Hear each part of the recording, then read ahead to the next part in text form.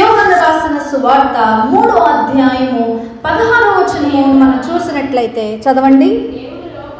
దేవుడు లోకమును ఎంతో ప్రేమించెను కాగా ఆయన తన అద్వితీయ కుమారునిగా పుట్టినవాని యందు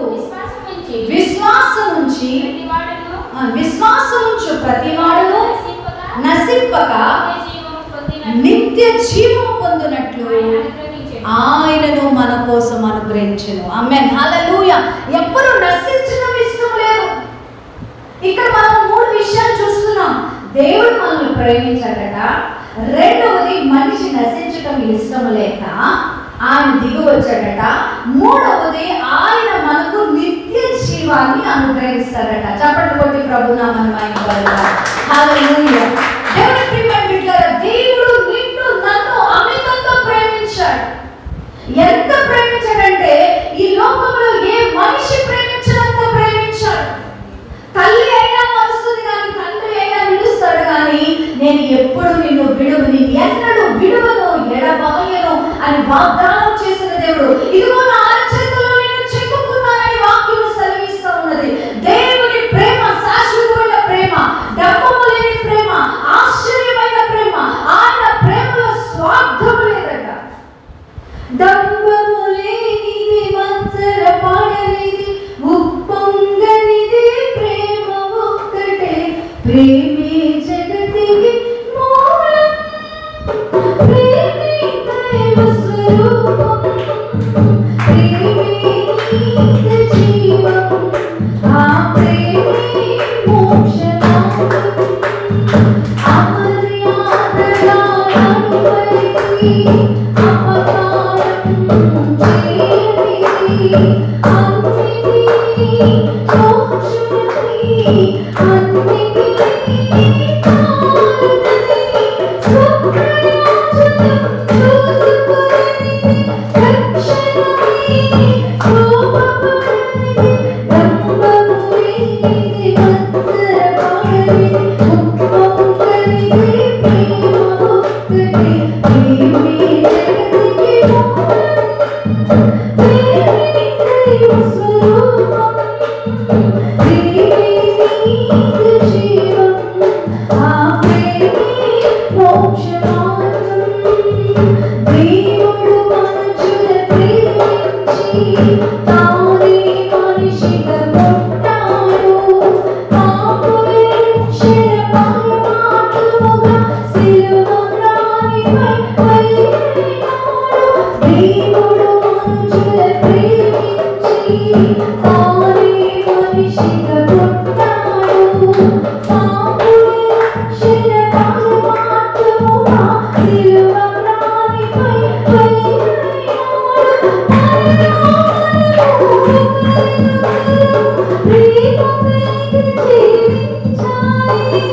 ప్రేమను మించిన పెండిది లేదు, జగమంతా చాటించాలి.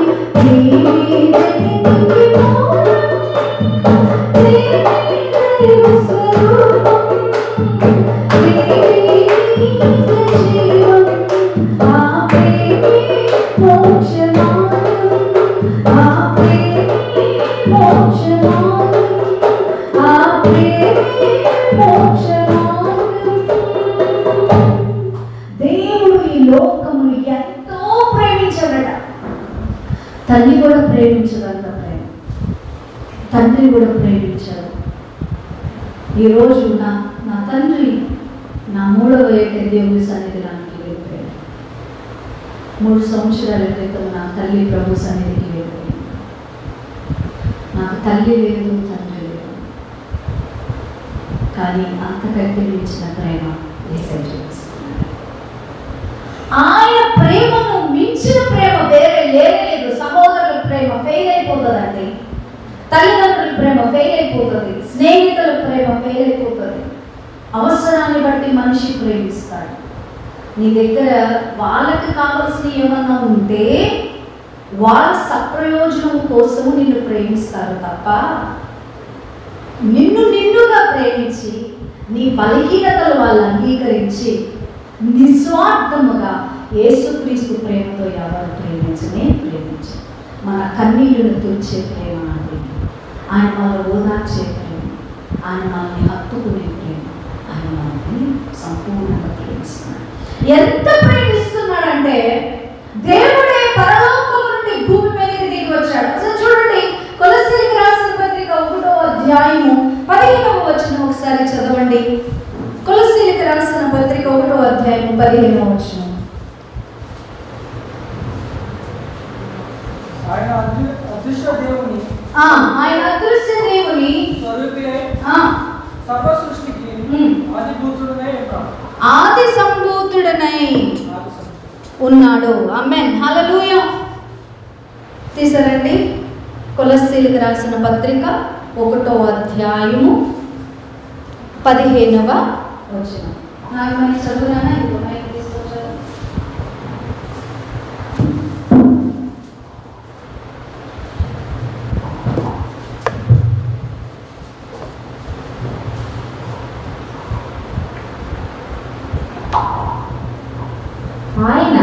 ఆయన అదృశ్య దేవుని స్వరూపేణి సర్వ సృష్టికి ఆది సంభూతుడై ఉన్నాడు.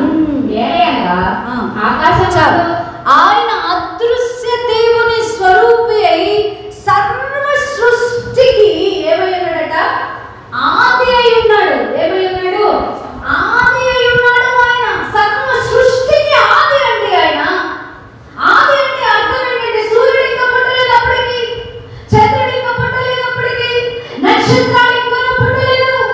మరి ఎందుకు సూర్యుని ఆరాధించాలి మనిషి? మరి ఎందుకు చంద్రుని ఆరాధించాలి మనిషి? మరి ఎందుకు నక్షత్రాలను ఆరాధించాలి మనిషి?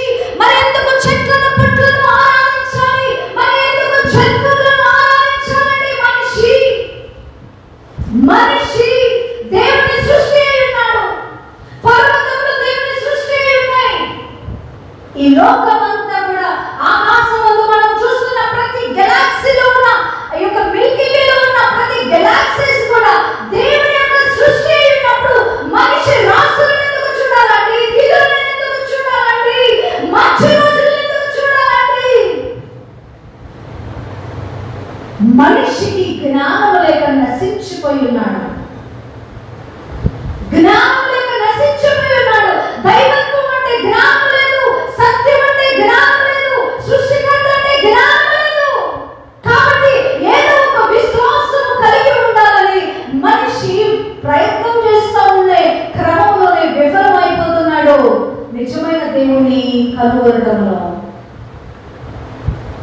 దేవుని ప్రియమైన బిడ్డలారా గమనించండి, సృష్టికర్త అయిన దేవుడు ఈ యొక్క యేసు ప్రభు వారు భూమి మీదకి నరవతారము అయ్యి వచ్చిన యేసుక్రీస్తు ప్రభు వారు ఆది సంభూతుడై ఉన్నాడు. ఈ సృష్టి యావత్తుకి మొట్టమొదటిగా ఉన్నవాడు. వాక్యం సెలవిస్తా ఉంది, ఆయనే అల్ఫయు ఒమేగయు అయిన దేవుడు. ఆమేన్, హల్లెలూయా. అల్ఫా ఒమేగైనా మహిమాన్వితుడా, అద్వితీయ సత్యవంతుడా, నిరంతరం స్తోత్రార్హుడా. అల్ఫా ఒమేగైనా మహిమాన్వితుడా, అద్వితీయ సత్యవంతుడా, నిరంతరం స్తోత్రార్హుడా. హల్లెలూయా. ఆయన అల్ఫయు ఒమేగయు అయిన దేవుడు, అంటే ఆదియు అంతమై ఉన్న దేవుడై ఉన్నాడు. మీరు నమ్ముతున్నారా? ఆయన సర్వ సృష్టికి ఆది అయి ఉన్నాడు అని నమ్ముతున్నారా? నమ్మితే చప్పట్లు కొట్టి ప్రభు నామమున మహిమపరచాలి. హల్లెలూయా. నువ్వు నేను సేవించే దేవుడు సర్వ సృష్టికి పైన ఉన్నవాడు, ఆది అయి ఉన్నవాడు. కాబట్టి మనం సృష్టిని పూజించకూడదు, సృష్టిని ఆరాధించకూడదు, సృష్టిని కొలవకూడదు. రాళ్ళు రప్పలు మనకి ఏమి ఇవ్వవండి, జంతువులు ఏమి మనకి క్షేమం చేయవండి. జంతువులు మనకి వీలైతే హాని చేస్తాయి కానీ మేలు చేయనే చేయవు. జ్ఞానం తెచ్చుకోండి. దేవుడు మన మనోనేత్రాలను వెలిగించును గాక. ఆమేన్, హల్లెలూయా. దేవుడు వెలుగై ఉన్నాడు. సరే, దేవుడు లోకమును ఎంతో ప్రేమించాడు. అయితే ఆది సంపూర్ణుడై ఉన్న ఆ దేవుడు, సర్వ సృష్టికర్త అయిన ఆ దేవుడు భూమి మీదకి దిగి వచ్చాడు. ఎందుకు దిగి వచ్చాడు? ఆ సృష్టికర్త అయిన దేవుడు భూమి మీదకి ఎందుకు దిగి రావాలి? ఎందుకు దిగి రావాలి అంటే దేవుడు తన స్వరూపమందు తన పోలిక చొప్పున నరుణ్ణి తయారు చేశాడు కాబట్టి. ఆమేన్.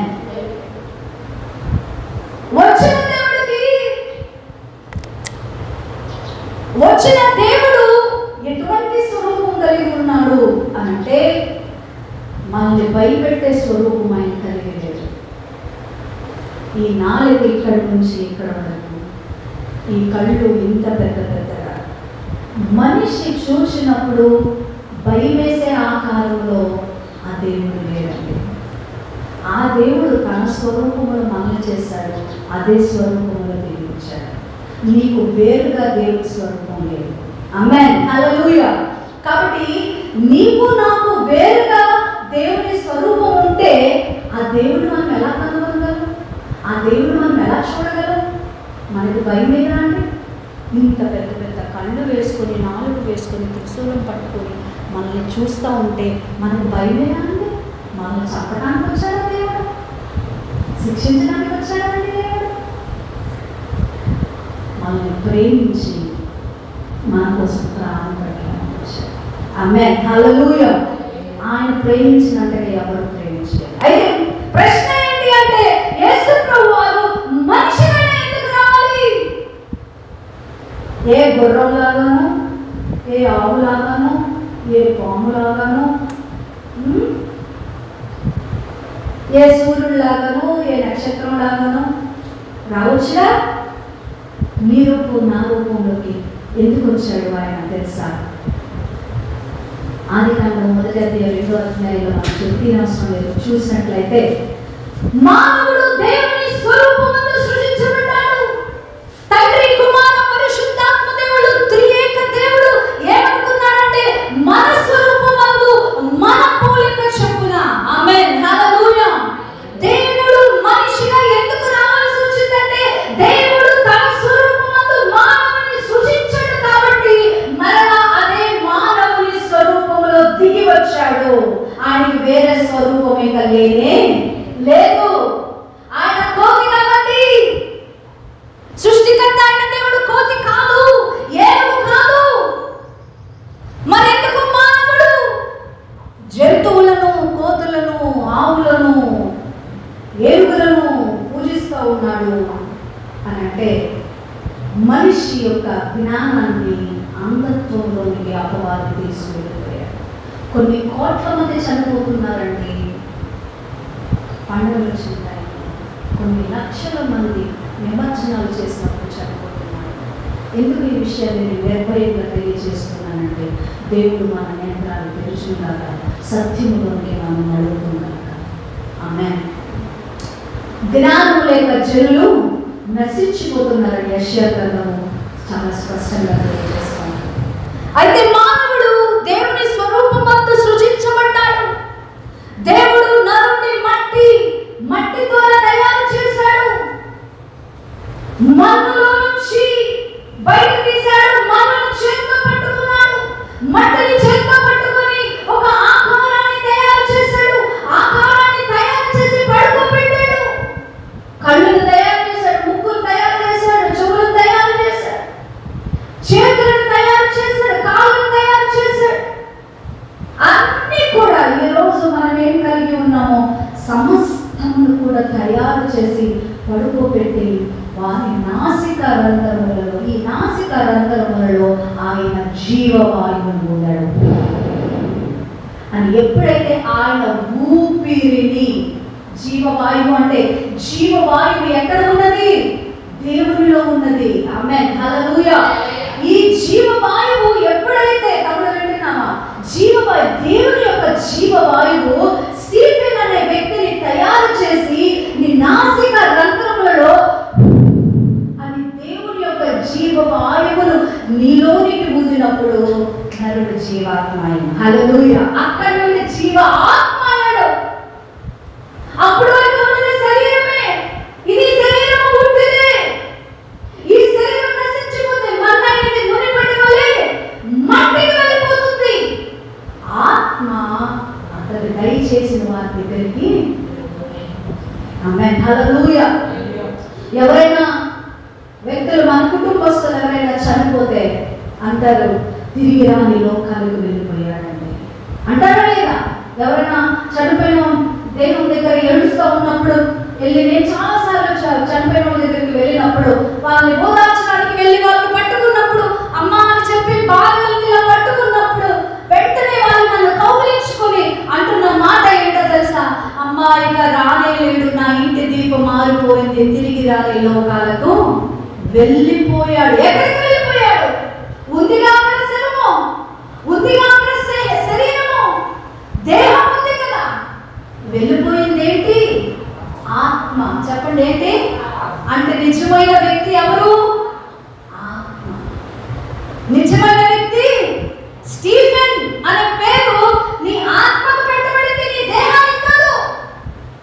ఆనందమయ్య అనే పేరు నా ఆత్మకు నా సోల్కి, నా ఆత్మకు పెట్టబడింది, కానీ నా దేహానికి కాదు. ఎందుకంటే ఆనందమయ్యి చచ్చిపోయిన శవాన్ని ఆనందమయ్య తీసుకెళ్ళండి అందరూ, ఆ శరీరాన్ని తీసుకుపోండి అంటారు, శవాన్ని తీసుకుపోండి అంటారు. అంటే పేరు పెట్టబడింది, విలువైనది, దేవుడు పిలుచుకుంది, నిన్ను రక్షించాలనుకున్నది నీ ఆత్మని. ఆమేన్. అంటే ఈ ఆత్మ మలినంగా లేకుండా ఉండటానికి నీ దేహంతో పాపం చేయకూడదు, నీ దేహం కూడా దేవుని వెంబడించాలి. అది వేరే సత్యం, అది వేరే డాక్టర్. ఆమేన్. హల్లెలూయా. అర్థమవుతుందా? ఇప్పుడు మీరు లోపల ఉన్న ఈ యొక్క ఆత్మ ఎవరి స్వరూపమై ఉన్నది? దేవుని స్వరూపమై ఉన్నది.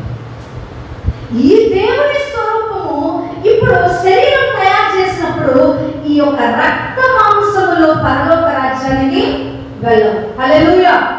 ఇప్పుడు ఈ శరీరానికి ఏముంది అంటుకొని? రక్తము, మాంసము.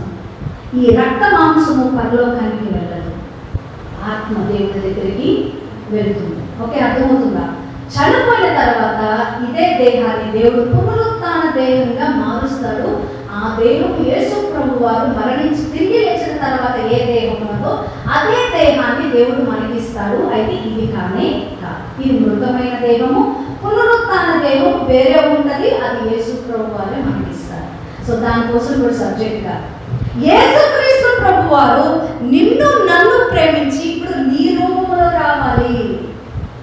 ఇప్పుడు ఆత్మగా వచ్చాడు. ఆత్మగా వస్తే మనకు కనిపిస్తాడా? ఆయన కనిపించదు. మనకు కనిపించాలంటే శరీరంలో రావాలి. ఇప్పుడు శరీరంలో రావాలి కాబట్టి అదిగో ఒక చిన్నది దేవుడి సంకల్పంలో ఉన్నది, యవ్వన కాలంలో ఉన్నది, దేవుడికి అనుకూలంగా ఉన్నది, దేవుడి ఎంపిక చేయబడిన ఒక చక్కటి కన్య మరియమ్మ. ఆమేన్. హల్లెలూయా. ఏ మరియమ్మనే అంటే దేవుడి సంకల్పం, అది దేవుడి సంకల్పం. ఆయన ప్రణాళికలో ఉన్నది ఒక చిన్నది. దేవుని యొక్క భయభక్తులు కలిగింది. అనుదినము కూడా వాక్యాన్ని, ధర్మశాస్త్రాన్ని ధ్యానం చేస్తూ మందిరానికి వెళ్తూ ఉండేది. అయితే ఆ యొక్క మరియను దేవుడు ఎంపిక చేసుకొని, యేసు ప్రభు అదృశ్య దేవుని స్వరూపి, దేవుడు ఆత్మై ఉన్నాడని వాక్యం సెలవిస్తుంది. అయితే ఆత్మై ఉన్న దేవుడు ఆత్మగా దిగి వస్తే మనకి కంటికి కనపడడు. కాబట్టి ఏమై ఉండాలి? శరీరంతో రావాలి.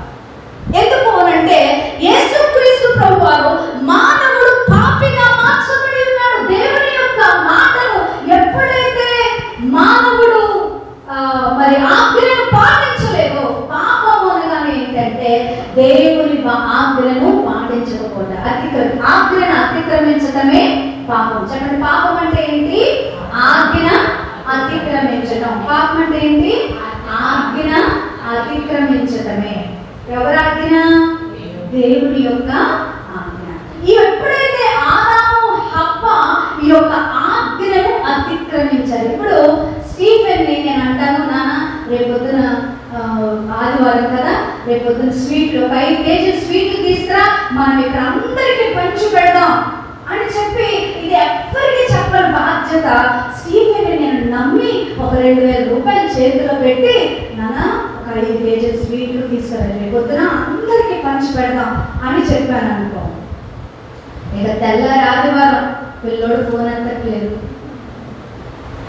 సైలెన్స్, తమ్ముడు ఎక్కడున్నాడు? ఏమో అమ్మా, తమ్ముడు నా ఫోను ఎత్తట్లేదు. స్టీఫెన్ స్టీఫెన్ నన్ను స్టీఫెన్ ఫోను అంటే ఏంటి? ఇప్పుడు ఆజ్ఞ అంగీకరించారు. అది తప్ప కదా మరి? అది ఆదాం చేసిన తప్ప. దేవుడు వద్దన్నాడు, వద్దన్న పని ఏం చేశాడు? చేశాడు. కాబట్టి దేవుని మాటను పాటించలేదు. ఆజ్ఞను ఏం చేశాడు? అతిక్రమించాడు. ఒకవేళ పాటిస్తే అది వేరే ఉండేది, ఇక దైవ సంకల్పం అదంతా. సో ఎప్పుడైతే ఆజ్ఞను అతిక్రమించాడో దేవుడు వాక్యం సెలవిస్తా ఉన్నది, నీవు ఈ పండును తిరిగిన రోజున నిశ్చయముగా చచ్చును అన్నాడు. నిశ్చయముగా చచ్చును అని అంటే పాపము చేసిన వాడు అవుతావు. పాపానికి వచ్చే జీతము మరణము. చెప్పండి, పాపములకు వచ్చే జీతము మరణము. ఇప్పుడు మనిషి ఏమవ్వాలి? మరణించాలి. ఇప్పుడు దేవాది దేవుడు సంకల్పించి ఈ మనిషి పాపం చేశాడు, తన యొక్క పాపము తన శరీరంలో నుంచి బయటికి వెళ్ళాలి అని అంటే, పాపి పరిశుద్ధులుగా మార్చబడాలంటే పరిశుద్ధమైన రక్తం చిందించబడాలి. ఆమేన్. రక్తం ఎవరికి ఉన్నది? మనిషికి ఉంది. ఈ శరీరము, ఈ రక్తము మనకుంది కదా. అందుకని యేసయ్యకి రక్త మాంసములు కావాల్సి వచ్చాయి. హెబ్రీయులకు రాసిన పత్రిక 2వ అధ్యాయం 14వ వచనం చదవండి.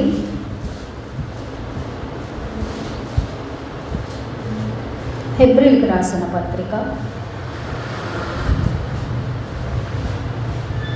2వ అధ్యాయం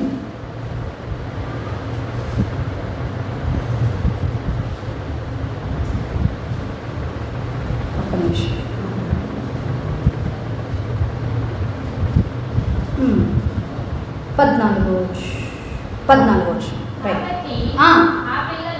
కాబట్టి ఆ పిల్లలు రక్త మాంసములు గలవారైనందున ఆ ప్రకారమే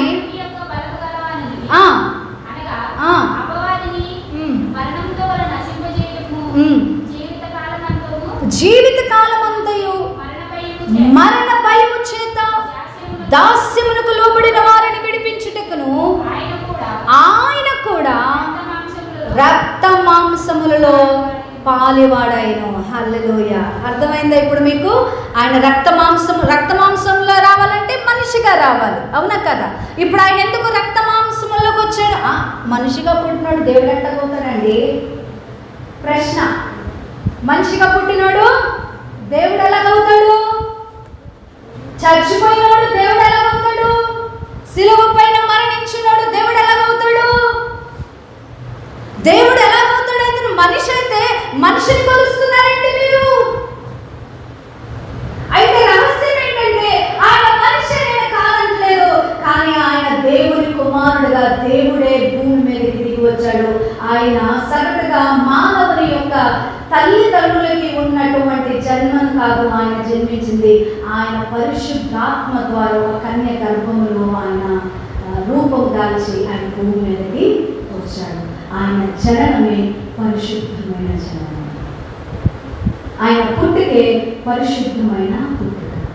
ఆయనలో ఉన్నది సృష్టికర్త అయిన దేవుని యొక్క రక్తం. సృష్టికర్త అయిన దేవునికి రక్తం ఉందా అని మళ్ళీ ప్రశ్న ఇచ్చు. నరుని నాసికారంలో జీవవాయువు జీవాత్మ, అదే ఊపిరి కన్య అయిన మరియ గర్భంలోనికి పరిశుద్ధాత్మ ఊపారు. అదే ఊపిరి ద్వారా రక్త మాంసం తయారయ్యాయి. ఆమేన్. హల్లెలూయా. ఏదేను తోటలో ఊదిన ఆ యొక్క ఊపిరి కన్య అయిన మరియ గర్భంలోనికి ఊడబడి అది పరిశుద్ధాత్మ వలన జరిగిన కార్యం. ఇది పుణ్య కార్యం, లోక కళ్యాణం, సర్వోన్నతమైన స్థలములలో దేవునికి మహిమను, ఆయనకి ఇష్టమైన ప్రజలకు భూమి మీద సమాధానం కలుగును గాక అని దేవదూతల సమూహములు గొర్రెల కాచుకుంటున్న కాపురులతో పాటలు పాడుతూ కీర్తనలు పాడుతూ ఆయన నామమందు విశ్వాసం ఉంచిన వాడు రక్షించబడును, నశింపడు ఇక అని చెప్తూ కీర్తనలు పాడుతూ ఉన్నారు. ఆయన జననమే లోక కళ్యాణం. మా పాస్టర్ గారు ఒక పాట రాశారు. యేసు జననమే వసంతము, యేసు వేదము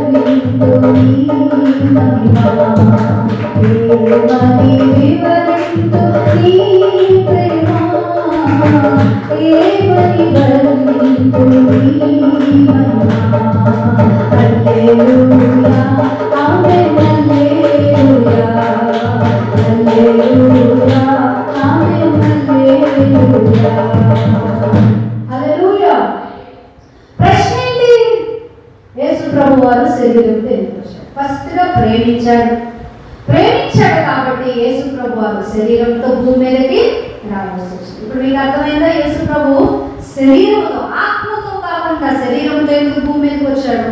ఎందుకు అంటే మనిషి మరణము చేత దాస్యంలో, భయములో పాతాళానికి వెళ్ళిపోతుంటే యేసు ప్రభు వారు సత్శరీరుడు ఈ భూమి మీదకి వచ్చి మన కోసం మరణించడానికి వచ్చాడు. హల్లెలూయా!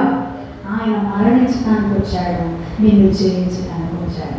చెప్పండి, ఆయన నా కోసం మరణించడానికి వచ్చాడు, నా కోసం మరణించడానికి వచ్చాడు, నా కోసము మరణించడానికి వచ్చాడు, నన్ను జయించడానికి వచ్చాడు, నన్ను జయించడానికి వచ్చాడు. ఆమేన్, హల్లెలూయా! ఇక నన్ను గెలుచుకున్నాడంతే, నన్ను గెలుచుకున్నాడంతే. ఆయన నా కోసం మరణించడానికి వచ్చాడు.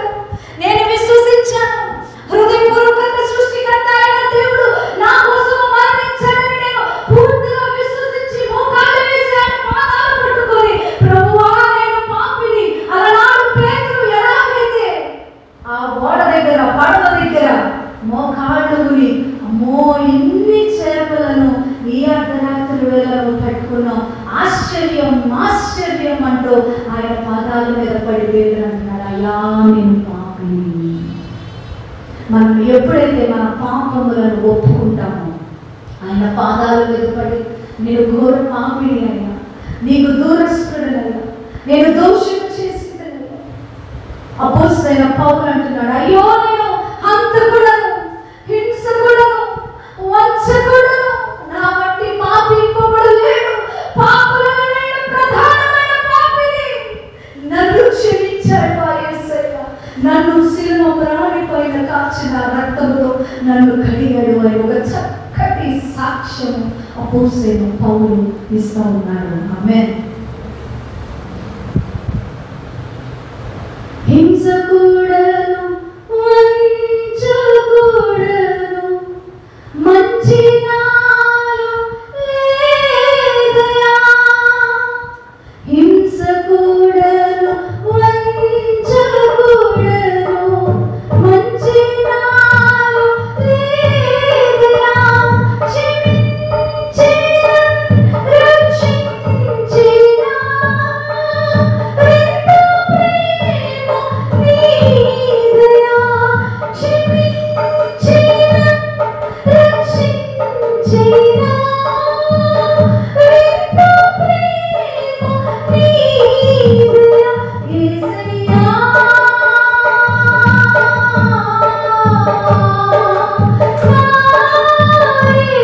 యేసయ్యా, యేసయ్యా,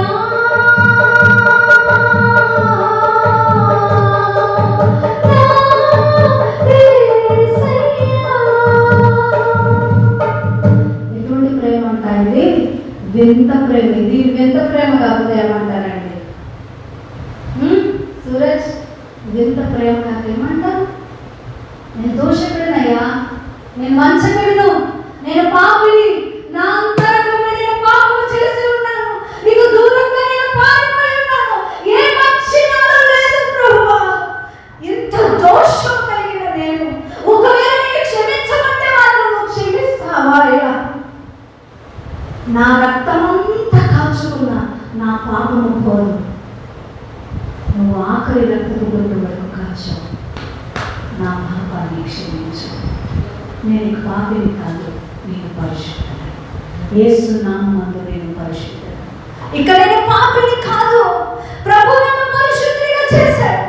ఈ లోకంలో మానవుడే, మట్టిలో నుంచి వచ్చిన వాడే, మరలా మట్టిలోనికి నేను వెళ్ళవలసిన వాడే. నేను కాదనట్లేదు, కానీ నేను పాపంగా చనిపోవట్లేదు, నేను నీతిమంతుడిగా దేవుని దగ్గరికి వెళ్తాను. ఇక మరణం నన్ను తాకదు, చావు నన్ను తాకదు. మరణం అనే దాస్యం నుంచి దేవుడు నన్ను విడిపించాడు కనుక ఇక నేను నిత్య జీవముతో యుగ యుగములు ఆయనతో ఉంటాను. ఆమేన్. ఇది క్రైస్తవునికి, క్రీస్తునందు విశ్వాసం ఉంచిన వారికి ఉన్న నిరీక్షణ. ఇప్పుడు ఆఖరి పాయింట్, నిత్య జీవములోనికి మనం చేస్తాం. మొట్టమొదటిగా ఆయన ప్రేమించాడు, తర్వాత ఆయన దిగి వచ్చాడు భూమి. ఆయన నామమందు విశ్వాసం ఉంచిన వారికి వారు నశింపక ఏమవుతుందట? నిత్య జీవము. మనం ఇప్పుడు నశించాం, మనకు నిత్య జీవం ఎప్పుడు వస్తుందో తెలుసా? ఆయన పాదాల పట్ల నీ నామందు విశ్వాసం ఉంచుతున్నానయ్యా, నీకు తప్ప వేరే దేవుడు నాకు లేదు, నీ రక్తంతో నన్ను కడిగి శుద్ధీకరించవా, నీ నామందు విశ్వాసం ఉంచుతున్నాను అని అడిగితే చాలు. ఈరోజు మన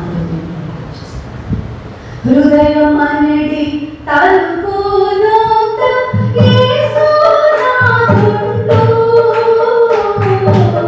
హృదయం అనేది తలుపును యేసు నాదుండు, నిలిచి సదయుడుచు తట్టుచుండు సకల విధములను, నిలిచి సదయుడుచు తట్టుచుండు సకల విధములను, ఎంతసేపు నిలువా పెట్టి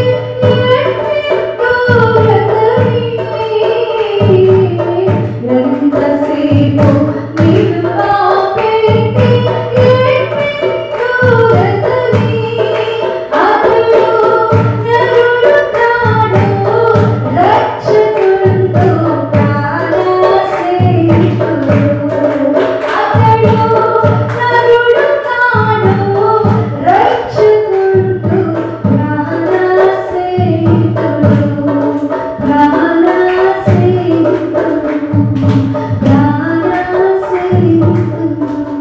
మోకరించి ప్రార్థన చేస్తున్నాను, మోకరించి ప్రార్థన చేస్తున్నాను. ఆ ప్రాణ స్నేహితుడు నీ ఎదుట నిలబడి నీ హృదయం అనే తలుపు తడుతున్నాడా? నీ హృదయం అనే తలుపు తడుతున్నా, తలుపు తెరుస్తావా? స్నేహితుడా, ప్రియుడా, నేను నిన్ను ప్రేమిస్తున్నా, అందుకోసం నేను నీకోసం వచ్చాను. మాకు చిన్నమంతగా కూడుకున్నప్పటికీ ప్రభు వాక్యాన్ని విన్నాము. ప్రియమైన బిడ్డలారా, దేవుని యొక్క వాక్యం మనతో సూటిగా మాట్లాడుతుంది. ఆయన ప్రేమను మనం ఎరిగి ఉన్నాం. ఒకవేళ ప్రేమను ఎరిగి ఉండి రక్షించబడి కూడా ఇంకనూ మన హృదయం పాపముతో నింపబడి ఉంటే, ఇంకనూ మన హృదయం దేవునికి దూరముగా ఉంటే, మరొక్కసారి మన జీవితాన్ని సమర్పించుకుందాం. యేసయ్యా, నాలో మీరా, నా ప్రాణాత్మ దేహాలను స్వాధీనపరచుకో ప్రభు. నీకోసం నేను జీవిస్తాను, నీకోసం జీవిస్తాను. ఇక నాకు వేరే దేవుడు లేడు. ఈ లోకమందు, లోకంలో పాపమయ్యా, పాపము చేసి చేసి చేసి నీకు దూరంగా ఉన్నానయ్యా. ఇక నీకు దూరంగా ఉంటే నేను పాపం చేయలేదయ్యా. ఎంతవరకు ఆయన వేధిస్తాం, ఎంతవరకు ఆయన బాధ పెడతాం. సిలువ పైన ఆయన ఆల్రెడీ నీకోసం త్యాగం చేశారు. కావలసిన రక్తాన్ని చూస్తున్నావా? నీ అంతరంగంలో నుండి యేసయ్యని పిలువు, గట్టిగా కేకవే. నీ అంతరంగంలో నుండి యేసు అని కేకవే. లోకము ప్రేమ శాశ్వతమైనది కాదు. అందరూ విడిచిపెడతారు, కానీ దేవుడు విడిచిపెట్టాడు. లోకంతో స్నేహం చేయకమ్మా, లోకంతో స్నేహం చేయొద్దు. లోకము వ్యర్థమైనది, లోకము నేను మోసం చేస్తుంది, లోకము నేను ఇంకా పాపములోనికి తీసుకువెళ్ళిపోతుంది. లోక స్నేహము దేవుడితో వైరమని వాక్యం సెలవిస్తూ ఉన్నది. ఈ లోకంతో స్నేహం వద్దు.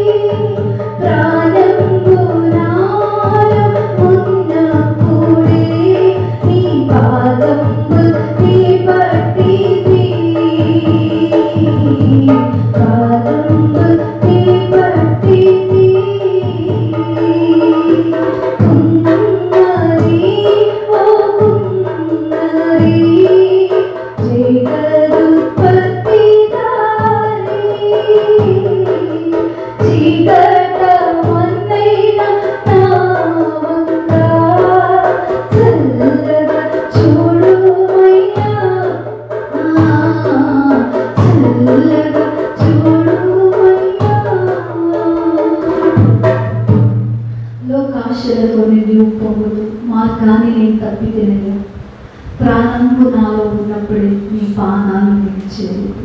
అందరం చెప్తామా? యేసయ్యా, నాతో కలిసి చెప్పండి. యేసయ్యా, నేను ప్రాణంతో ఉండగానే నీ పాదాలు పట్టుకుంటున్నా. నాలోనికి రండి, నాలో నీ వెలుగును నింపండి, నీ సత్య సువార్తను స్థిరపరచండి. నీ కొరకు జీవించే పరిశుద్ధ హృదయమును నాకు దయచేయండి. యేసయ్యా, నేను పాపినని ఒప్పుకుంటున్నాను. నాలోనికి రండి, నీ రాజ్యానికి చేర్చుకోండి. ఆమేన్. మహాపరిశుద్ధుడు అయిన దేవాని బంగారు పాదాలు ఈ మధ్యకాల సమయంలో ఈ వాక్యాన్ని విత్తడానికి అయోగ్యురాన్ని ఇంటికి వెళ్తాను. ఎందుకు పని చేయడానికి ప్రభు? ఏ యోగ్యత లేదు ప్రభు, నీచురాలను ప్రభు. అయ్యా మీరంతా కలిగి జగత్పునాలు వేయకూడదు పిలుచుకున్నాను. మీ సువార్త చెప్తుంది, మీ సన్నిధిగా రావాలి. ఆ ఆశ నెరవేర్చి ఈ మరివాళ్ళ గ్రామంలో అంతా ఇంకా విరివిగా నీ వాక్యాలు వెతుకుని అనేక ఆత్మలను రక్షించి నీ రాజ్యాన్ని చేర్చడానికి అభాగ్యురాలైన నీ దాసులు ఆయన కృపను అనుగ్రహించి నడిపించమని యేసుక్రీస్తు పరిశుద్ధ నామమున వేడుకుంటున్నాము తండ్రి. ఆమేన్. మన తండ్రి అయిన దేవుని ప్రేమ, యేసుక్రీస్తు యొక్క కృప, పరిశుద్ధాత్మ యొక్క అన్యోన్యత సహవాసం ఇప్పుడు ఎల్లప్పుడూ మనందరికీ తోడే నడిపించును గాక. ఆమేన్. పరలోకమందున్న మా తండ్రి, మీ నామం పరిశుద్ధపరచబడును గాక, మీ రాజ్యం వచ్చును గాక, మీ చిత్తం పరలోకమందు నెరవేరినట్టు భూమి మీద నెరవేరును గాక. మన దినాహారం నేడు మాకు దయచేయండి. మళ్ళీ అపరాధం చేసి వారిని క్షమించే ప్రకారం మా అపరాధం క్షమించండి. మా శోధనలోనికి తెక్క దృష్టిని తప్పించండి. రాజ్యం, శక్తి, మహిమ నిరంతరం నేను తండ్రి. ఆమేన్.